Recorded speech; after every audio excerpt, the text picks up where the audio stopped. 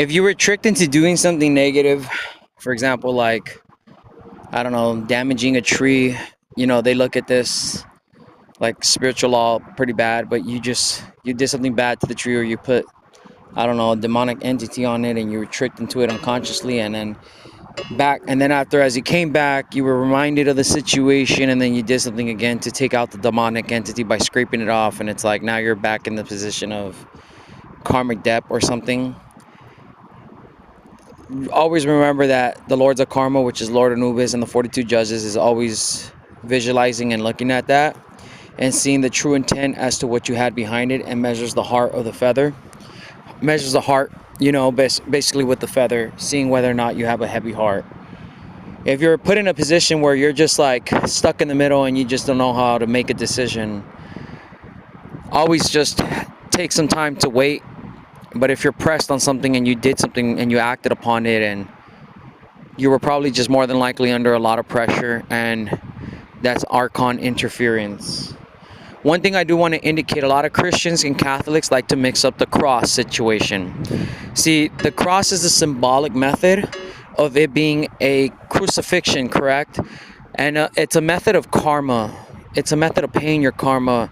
But these archons like to take everything very literal. What they enjoy the most is basically having a sacrificial karmic debt, which is through pain and suffering.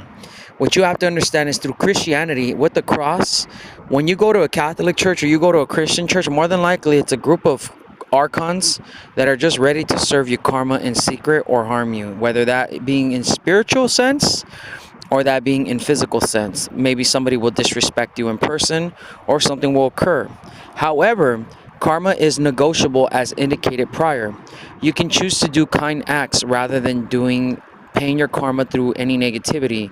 If eventually you do not pay good acts through you do not pay your karma through good acts, what will end up occurring is you will end up in a position of being in pain later on. However, if you're putting in that work and you're doing everything you possibly can, and you were put in a predicament like I was, for example, unconscious the entire lifestyle, and I'm backed up with probably maybe a lot of karma, I'm not sure, just keep in mind that the judges are looking at everything that is occurring, and everything that they did, it is being accounted for and it is being watched.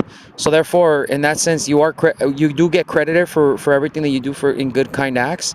Even in the past, I had good intentions, and they made it difficult for me to even do good kind acts back then, as disguising it with manipulations.